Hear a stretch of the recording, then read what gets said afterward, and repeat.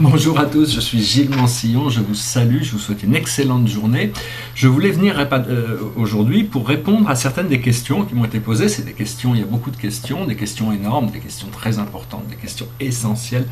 C'est des choses que j'ai déjà discutées, je vais essayer de les aborder de manière peut-être survolée, puis les approfondir plus tard.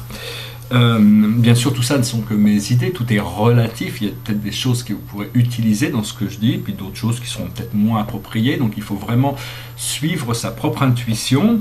On peut dire que la réponse à 95% de toutes les questions est unique, ça dépend.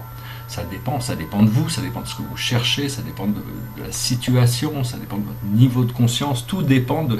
Donc pour beaucoup de choses, il n'y a pas une sagesse qui correspond à tout, c'est la vie, ça se vit à travers les expériences, et c'est les expériences qui nous enseignent la qualité de ce qu'on offre par rapport à l'échange de la vie. Donc voilà. Il y a Virginie qui demandait si j'avais une page Facebook. Alors oui, bien sûr, j'ai une page Facebook, je m'en sers très peu. C'est un peu lourd comme logiciel. Twitter aussi, je m'en sers très peu. Pour le moment, il n'y a que YouTube. Et j'aime bien Instagram aussi, c'est un peu narcissique, mais ça me permet de voir ce que tous les musées, les galeries, les marques, tout ce qu'ils proposent de mieux, je trouve ça assez intéressant. Mais bon, vous pouvez me contacter sur Facebook, mais bon, ça peut me prendre du temps pour répondre, j'y suis pas souvent. Après ça, il y a Sophie qui parlait des missions de vie. Donc la mission de vie, en général, ça dépend de nous. On est venu pour vivre quelque chose, et là où on se sent bien, là où on trouve de la passion, de l'amour, de la joie, du bonheur, de l'enthousiasme, c'est ça qui conduit notre mission de vie. Et après, on reçoit des guidances qui nous permettent de nous rapprocher de plus en plus pour arriver à remplir cette mission spirituelle. D'un point de vue spirituel, notre mission de vie, si on s'engage pour servir le collectif, on peut être gardien de fréquence, ou on peut être guerrier contre guerrier de la lumière, il y a toutes sortes de missions, on peut être guérisseur, il y a toutes sortes de missions qui servent l'humanité, c'est chacun qui doit déterminer ça par rapport à ses passions, qu'est-ce qui nous passionne. Aussi, Sophie demandait aussi comment faire émerger nos talents et notre connaissance de soi, tout ça sont intégralement liés, et au plus on peut arriver, généralement, tout le monde a des talents cachés, c'est-à-dire que tout le monde est capable de jouer de la musique, de dessiner, de peindre, de faire de la sculpture, de danser, de chanter, tout ça, tout le monde a ses possibilités, seulement il faut essayer de trouver quelles sont celles qui sont le plus accessibles, et après c'est une question de travail, de développement, et au fur et à mesure on arrive à... Mais c'est généralement essayer de suivre vos passions le plus possible, et au plus on est près de ce qui a un sens pour nous, au plus on trouve notre mission, notre place dans la vie. Cela dit, on a aussi des plans de vie, c'est-à-dire on est venu ici c'est différent pour chacun de nous, avec la mission, notre âme nous a donné une mission de remplir certains contrats, et donc l'intérêt c'est de pouvoir être suffisamment réceptif pour tous les jours recevoir des nouvelles informations par rapport à ça.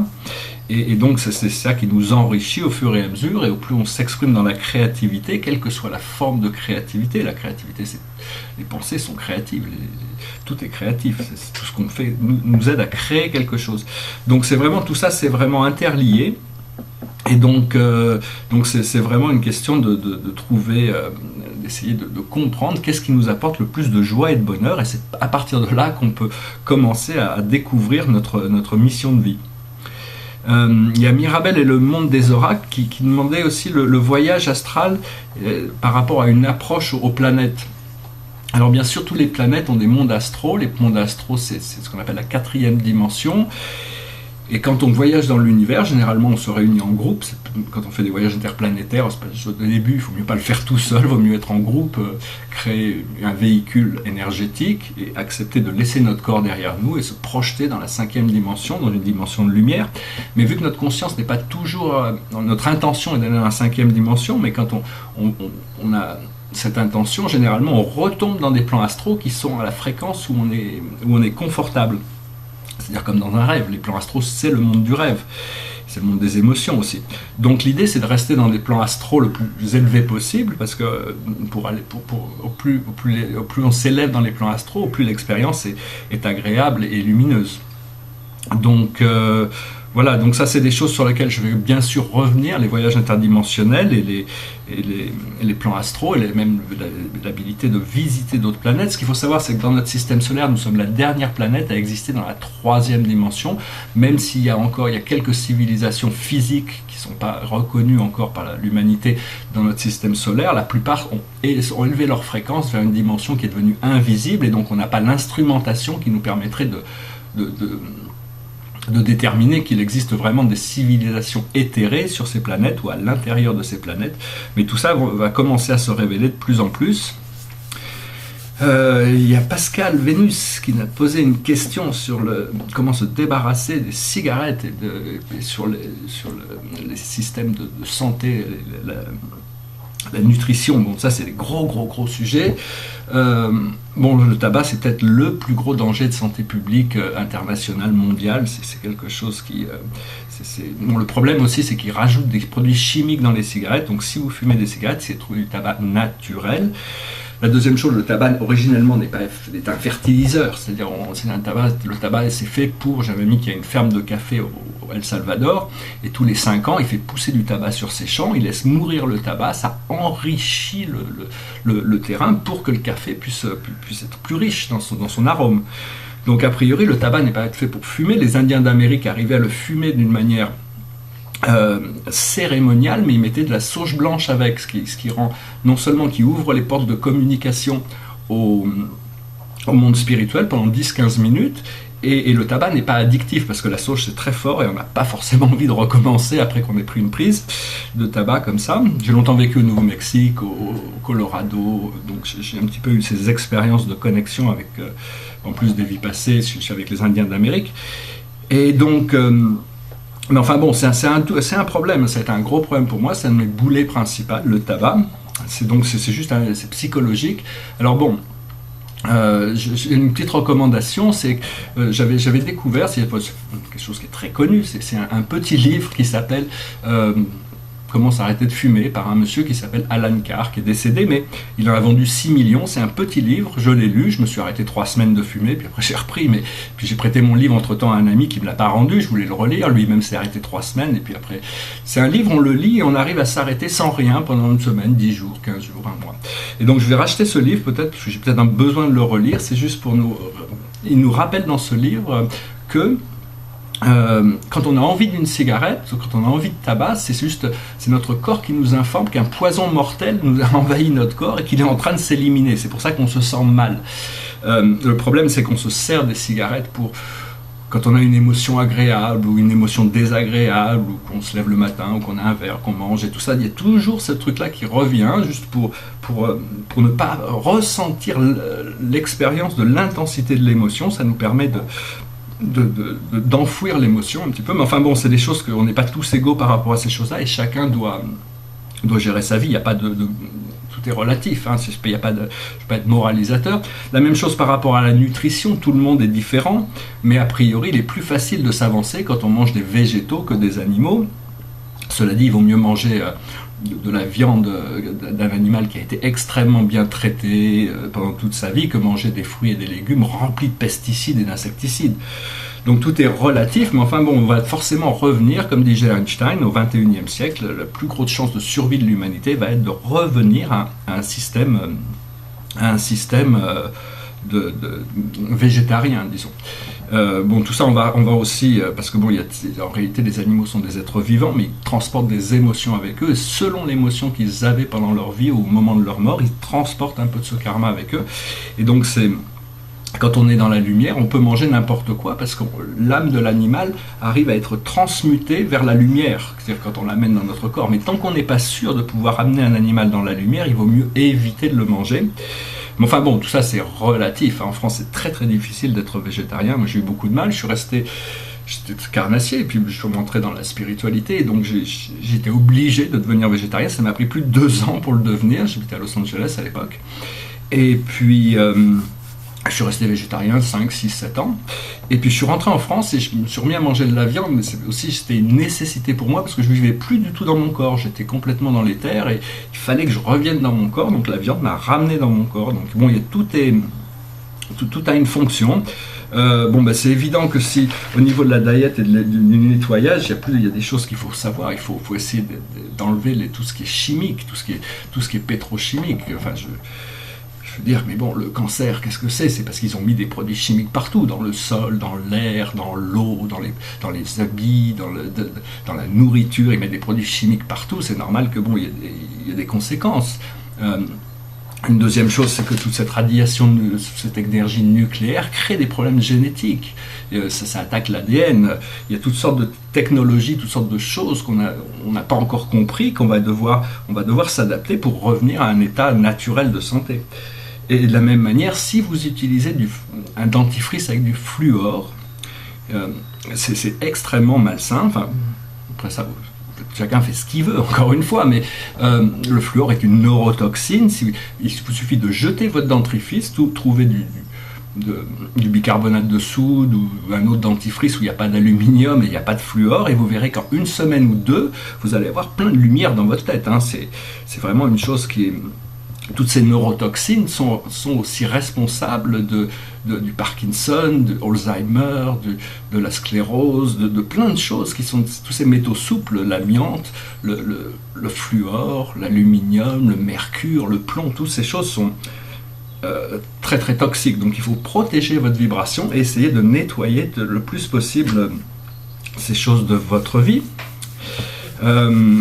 Aussi il y a Chantal qui poser une question aussi qui nous demande comment effacer les mémoires anciennes. Les mémoires anciennes, elles ne s'effacent pas. Si elles reviennent, c'est qu'elles ont besoin de trouver une résolution. Ce qu'il faut, c'est que si la mémoire n'est pas agréable, il faut passer à travers sans s'y accrocher, sans essayer de juger les situations. Et petit à petit, la mémoire va se réorganiser pour arriver à trouver la sagesse, savoir que notre histoire a vraiment un sens. Après ça, c'est des choses très profondes et très complexes. Je vais essayer de répondre rapidement. Il y a Aline qui parlait de notre mission de vie, notre destinée, notre karma. Comme j'ai déjà répondu par rapport à la mission de vie, c'est ce qui nous passionne le plus. Après ça, notre destinée, c'est le retour à la lumière. C'est-à-dire que tôt ou tard, même si notre karma, c'est ce qui nous empêche d'arriver à la lumière. Donc, ce qu'il faut savoir, c'est qu'on est là, au plus on travaille à équilibrer notre karma, on fait des œuvres, des bonnes choses qui nous allègent notre karma, au plus on se rapproche de cette possibilité de destinée, mais c'est inévitable. Ceux qui travaillent sur eux-mêmes et qui n'atteignent pas l'ascension pendant cette vie-là vont revenir avec tout l'acquis qu'ils ont eu et vont pouvoir... l'ascension se fera de toute manière. Donc c'est vraiment important de travailler quand même le plus possible afin d'alléger... le karma, c'est l'accumulation des leçons qu'on a besoin d'apprendre, mais on peut le poser d'à côté et faire autre chose, reprendre d'ici 200 ans. Il y a pas de, c'est juste que on ne se rend pas compte du pouvoir de création qu'on a. Et aussi, on demandait de parler de la création artistique et de l'astrologie. Pour moi, c'est des choses très importantes. La création artistique, c'est le sens, c'est vraiment, ça donne un sens à ma vie depuis une trentaine d'années. Je peins tous les jours. Et l'astrologie, c'est un grand miroir, c'est le début de l'ouverture vers la 4e dimension, comprendre l'influence énergétique de ces planètes, mais il y a énormément à savoir par rapport à ça, à savoir que les planètes sont des êtres vivants et qu'en plus de leur conscience individuelle, il y a toutes sortes de consciences attachées à ces mondes, comme sur la Terre, il y a les arbres, il y a les élémentaux, il y a les minéraux, il y a les animaux, il y a les humains, il y a les anges, il y a toutes sortes de communautés qui sont invisibles aussi, certaines visibles, certaines invisibles, mais qui sont là. Donc tout ça, c'est... Et l'astrologie, c'est des activateurs, c'est ce qui permet de forcer l'évolution, de forcer les changements. Toutes les planètes ont des responsabilités qui nous aident, qui nous assistent. Ce sont des assistants, les planètes sont des assistants pour nous rendre nos pouvoirs de créateurs. Après ça, il y a Ida qui me posait une question aussi sur les familles galactiques. Alors ça c'est vaste aussi, il y a quelques grandes familles galactiques qui sont plus connues que d'autres, qui travaillent avec la Terre, et donc il faut... donc ça, il faut y aller par rapport à son intuition. On est tous connectés à toutes les familles galactiques, il y a toutes sortes et chaque famille galactique détient des fréquences spirituelles différentes, et apporte des choses différentes, et toutes ces familles, les principales familles galactiques, ont eu des influences sur l'ADN humain, et donc on a tous une partie de nous qui est arcturien, une partie de nous qui est pléiadien, une partie de nous qui vient d'Orion. une partie de nous qui vient de Sirius, il y a toutes sortes tout ça c'est dans notre ADN et on a ces connexions, on a aussi eu des vies passées dans ces dimensions, on les a oubliées, mais on a des connexions, on a des amis, on a des souvenirs qui vont se réveiller progressivement. Ce qui nous amène à la deuxième question, c'est reconnecter à notre Akash, nos mémoires. Bon, bah ça c'est vraiment l'essence de ce qui doit se passer. Une fois qu'on aura toutes nos mémoires, on saura tout. On n'aura plus de zone d'ombre. Donc c'est vraiment l'Akash, on peut y arriver à la 4e dimension, à la 6e ou à la 9e dimension, il y a différentes, puis ça continue, il y a toujours des librairies d'informations dans toutes les dimensions qui gardent des enregistrements holographiques de tout ce qui s'est passé. Donc pour ça vous pouvez savoir que tout ce que vous avez pensé, dit, vécu, désiré, tout ça est enregistré, vous pourrez le revisiter, vous pourrez retravailler avec, réarranger les choses plus tard. Pour le moment, il ne faut pas s'attacher aux choses, il faut prendre ce que la vie vous apporte dans le moment présent le plus possible, et c'est apprendre à gérer le moment présent. À partir du moment où on gère le moment présent, tout s'arrange, quoi. Mais ça, on ne sait jamais ce qui peut arriver dans le moment présent. Bon, alors là, après ça, la prochaine question, c'était la relation entre l'art, la création et le divin. Bon, bah, tout est connecté. L'art, c'est la recherche de la beauté. Mais l'art, la philosophie et la science sont complémentaires.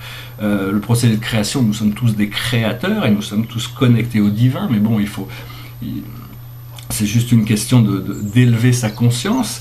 Il faut savoir que bon, aussi, c'est pas une question de croyance, hein. Il y a des gens qui sont croyants, qui croient en Dieu, mais qui croient que tous ceux qui croient pas comme eux vont aller en enfer. Bon, ceux-là vont pas forcément faire l'ascension. Par contre, quelqu'un qui ne croit pas en Dieu, mais qui a beaucoup d'amour, beaucoup de respect, beaucoup de compassion, beaucoup de joie de vivre, n'a pas besoin de croire en quoi que ce soit. Automatiquement, l'ascension va se faire. C'est pas...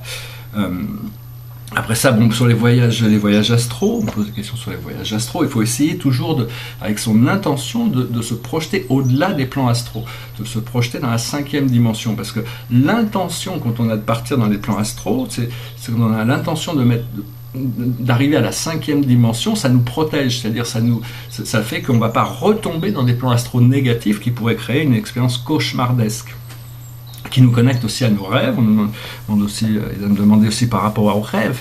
Les rêves sont extrêmement importants, certains sont plus importants que d'autres, mais c'est une manière de communiquer avec nous. C'est aussi un endroit où on peut aller des fois pour faire des tests, des expériences, c'est-à-dire on ne sait pas comment les choses vont se passer, donc on va vivre ça pendant un rêve, pour voir un petit peu l'expérience, et puis après des fois ou alors ça peut être, il y a toutes sortes c'est juste un champ intermédiaire entre l'âme, la 5e dimension et notre conscience terrestre, et il y a tous les plans astro entre les deux.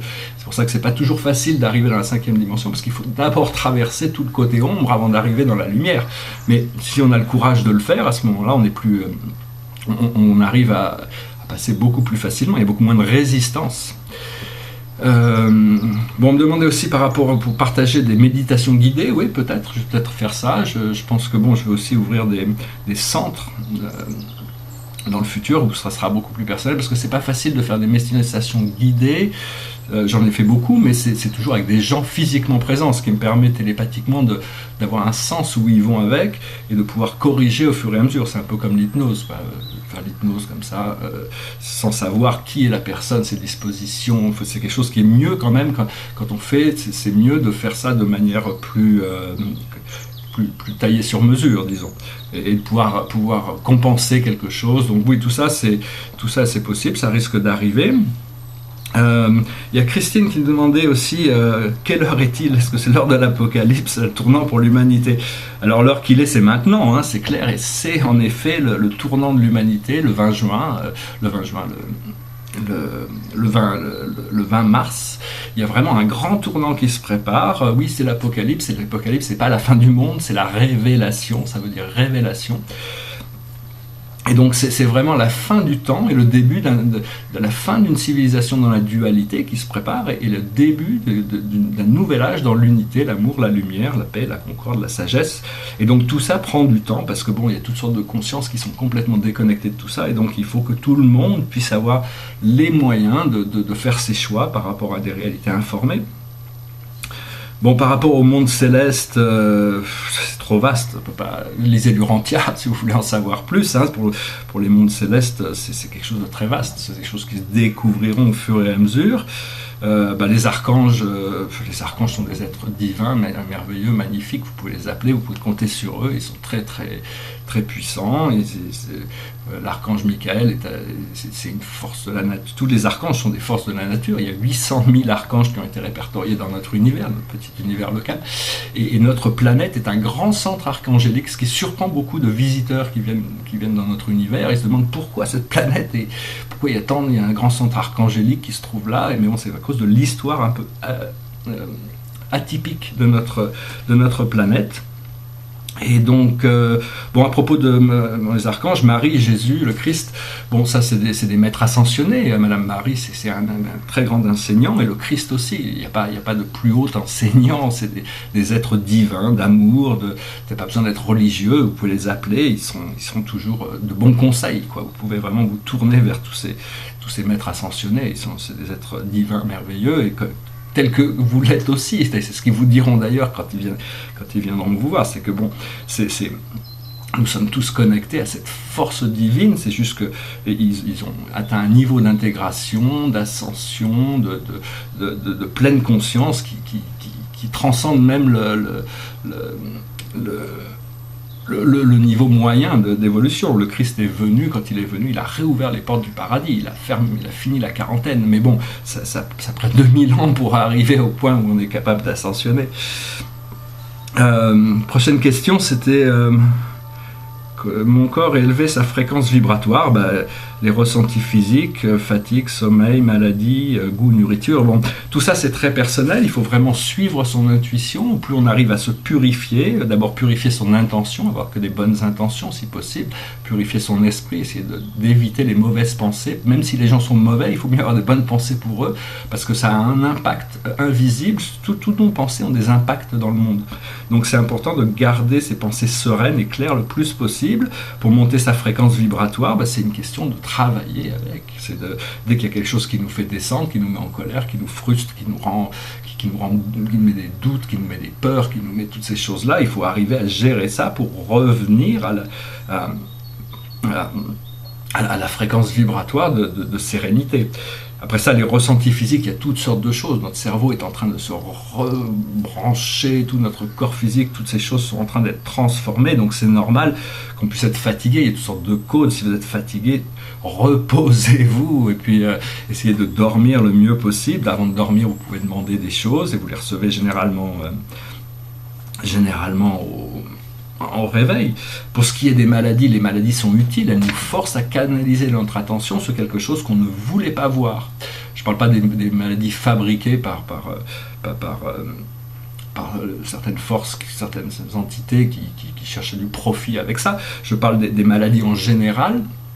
C'est quelque chose nos maladies, il faut prendre la responsabilité d'assumer que c'est nous les créateurs de nos maladies. À partir de là, on peut les guérir. Mais tant qu'on refuse d'assumer la responsabilité, on refuse d'arriver à voir la cause. Et tant qu'on n'enlève pas la cause, aussi bon que soit le médicament, il y aura toujours des effets qui vont revenir. C'est que le moment où on enlève la cause que les choses reviennent à l'ordre naturel, et la santé revient naturellement. Enfin. Après ça, les goûts et la nourriture, c'est très personnel, tout ça. Mais comme je l'ai dit, c'est essayer de trouver de la nourriture le plus saine possible, le moins chimique possible, éviter le soda, tous ces sodas. Les sodas enlèvent 20 ans d'espérance de vie quand même, les gens qui boivent du soda tous les jours. Il y a plein de choses qui sont extrêmement toxiques, on ne se rend pas compte, mais tout ça c'est mes impressions aussi, je ne prétends pas avoir une connaissance absolue sur ces choses parce que notre croyance aussi par rapport à toutes ces choses a une influence sur l'énergie aussi. C'est-à-dire que si on pense que boire un Coca-Cola ça va nous apporter dans un état d'extase, si notre croyance est assez forte, en buvant, après ça le sucre va nous ramener en bas, mais le sucre est peut-être la plus dangereuse de toutes les addictions. C'est vraiment le frein principal. C'est une addiction, on était déjà addict avant de naître.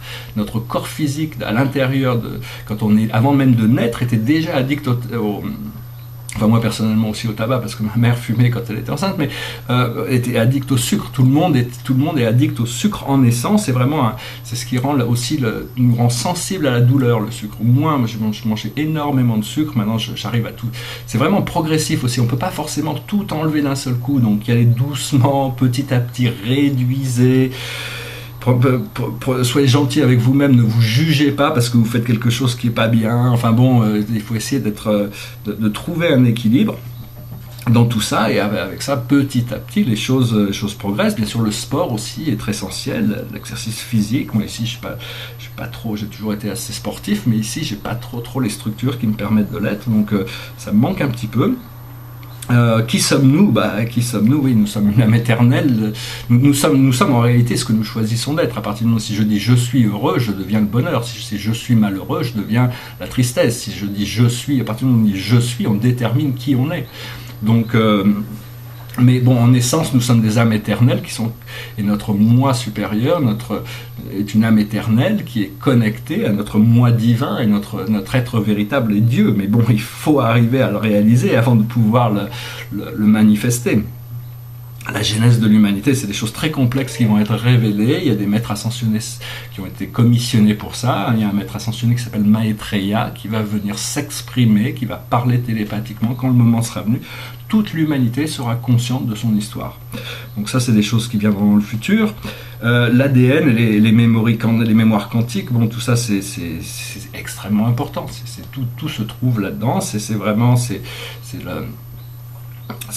le programme génétique, c'est une sorte d'univers. L'ADN, c'est un univers extraordinaire, mais ça demande, plus on invoque la lumière, au plus notre ADN s'ouvre, et nos perceptions sensorielles deviennent de plus en plus expansives.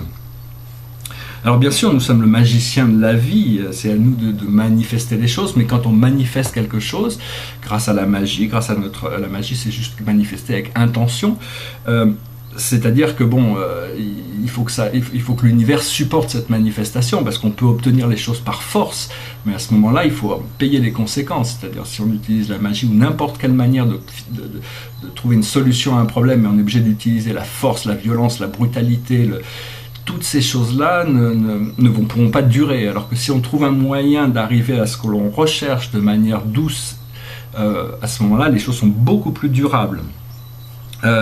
Parler d'Alcyone, le grand soleil d'Alcyone, c'est le centre de notre univers local, le centre des Pléiades, c'est une danse entre notre soleil et Alcyone, et jusqu'au moment où on sera intégré avec tout ce système, et après ça, on cherchera une fois que tout notre univers, notre groupe, notre nuage stellaire, qui représente quelques dizaines de millions d'étoiles, une fois que tout ça sera en une seul alignement, on va essayer de s'aligner avec le centre du Sagittaire. Enfin bon, c'est les connexions des Pléiades, Alcyone, c'est le soleil central, c'est un centre de pouvoir. Notre soleil est connecté les extraterrestres, il y en a partout, ils sont toujours venus sur Terre, avant même que l'homme était là, ils étaient déjà là, ils ont toujours été là. Il y en a qui ont des agendas qui servent leur propre groupe et conscience, des fois sans aucun respect.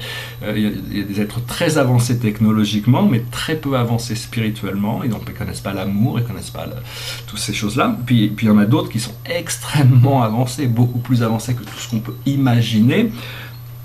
Par exemple, l'étoile juste à côté de nous, Alpha du Centaure, est des endroits paradisiaques les plus. C'est un de mes endroits préférés dans cette partie de la galaxie. C'est vraiment un endroit, c'est vraiment complètement paradisiaque. C'est des endroits qui ont été consumés dans la lumière et la vie il y a très très très longtemps, mais c'est assez difficile d'y accéder parce que bon, il y a besoin d'avoir une certaine fréquence dimensionnelle. C'est pareil pour Arcturus ou les Pléiades. Les Pléiades et Sirius ont encore des points de quatrième dimension, donc leur système n'est pas encore complètement équilibré, mais alors que bon, Arcturus et disons que toutes ces réalités sont relatives, parce que en réalité, une planète ou même un individu n'est pas dépendant n'est pas dépendant de son collectif pour avancer. Jésus a atteint le niveau de la lumière et de la vie il y a 2000 ans, alors que la Terre n'y était pas du tout, mais lui y était. Donc ça prouve bien, c'est comme Alpha du Centaure a été consumé il y a très longtemps dans la lumière et la vie, malgré le fait qu'il pouvait y avoir d'autres systèmes solaires autour qui étaient encore dans la dualité. Donc tout ça est relatif, c'est-à-dire on n'a pas besoin d'attendre le collectif pour ascensionner, c'est un procédé individuel. Mais pour le moment, on s'approche d'un nouvel âge, d'un âge d'or, et cet âge d'or représentera 1000 ans de paix. C'est-à-dire il va y avoir une séparation, toutes les forces sombres, à un moment donné, vont être déplacées, envoyées sur une autre planète, pour ne plus gêner l'ascension. Et pendant 1000 ans, on va avoir l'opportunité d'avancer dans notre civilisation. Et dans 1000 ans, toutes ces forces sombres vont pouvoir évoluer, hein, dans un endroit qui sera quand même beaucoup plus facile pour eux, et puis bon, ils vont apprendre aussi des choses, et on va devoir les réintégrer d'ici 1000 ans, mais on ne va pas retomber dans la dualité, on va s'avancer vers un âge, on aura déjà cette sagesse d'ici là, enfin, c'est des visions un peu à long terme, mais pour avancer dans un âge de platine qui va durer à peu près 10 000 ans, et puis après, pendant 100 000 ans, on va commencer à rentrer dans les préparations pour être consumé dans la lumière et la vie. Et donc bon, c'est un peu à long terme toutes ces choses, mais enfin bon, c'est inévitable, hein, on finira tous au paradis, hein, comme disait Michel Polnareff, il n'y a pas d'autre endroit où on va aller, c'est juste que ça peut nous prendre une éternité pour y arriver, ou ça peut aller très vite, ça dépend de nous. Ah, également, c'est Alexiane qui me posait la question aussi de savoir comment on peut faire pour connecter sans la méditation. Parce qu'il y a beaucoup de gens, on n'a pas été éduqués à méditer, donc on n'a pas forcément la discipline qui nous permet de pouvoir rester concentré sur une chose. Alors bon, il y a plusieurs techniques. La première, c'est qu'on peut se concentrer sur quelque chose, sur un objet, sur une image, sur une flamme, sur quelque chose d'extérieur au départ, pour apprendre son esprit à rester bien centré sur quelque chose. Sinon, bon, quand on fait de la méditation, l'idée c'est de pouvoir observer nos pensées, observer nos émotions, sans idée critique, pour pouvoir se concentrer sur la respiration et laisser toutes ces choses-là se dérouler. Et éventuellement, une fois qu'elles se sont déroulées, il n'y a plus rien, et donc ça se fait le vide, et donc quelque chose de nouveau qui arrive pour nous éclairer. Alors bien sûr, aussi pour se connecter, il y a toutes sortes de manières, hein. Tout ce qui est créatif nous aide à nous connecter, tout ce qui nous passionne nous aide à nous connecter. La sexualité peut être un élément de sexualité tantrique, peut être un élément de connexion. Il y a toutes sortes de procédés. L'hypnose peut être un procédé de connexion. Il y a toutes sortes. Chacun doit suivre un peu sa voie, ce qui les intéresse. C'est arriver à trouver une vie harmonieuse et plaisante qui nous permet de pouvoir continuer d'avancer tout en sachant qu'on avance quand même, hein. Il n'y a pas de... Voilà, donc je voulais juste passer, je vais revenir faire d'autres vidéos, mais je voulais répondre à vos questions rapidement. J'espère que cela aura pu quand même être utile, bien que ces sujets soient tellement profonds, je pourrais faire des vidéos qui durent 5000 ans et pas couvrir les sujets, hein, parce que c'est très très très profond. Cela dit, toutes ces choses vont être, on va devoir retravailler avec tout ça, sur toutes ces informations, toutes ces idées, toutes les questions sont importantes. Sachez que vos guides ont des réponses extrêmement personnelles pour vous également, parce que chaque personne est différente, donc on a tous des relations différentes. Une chose peut être bien pour une personne et pas forcément bien pour une autre, donc... Enfin bon, il y a des choses, l'amour fonctionne pour tout le monde, heureusement. Et donc voilà, je vous souhaite une journée remplie d'amour, de bonheur, de lumière, et je vous dis à très bientôt. Merci pour tout, vos partages, vos commentaires, vos messages, vos likes, et n'oubliez pas de souscrire si ce n'est pas déjà fait. Namasté.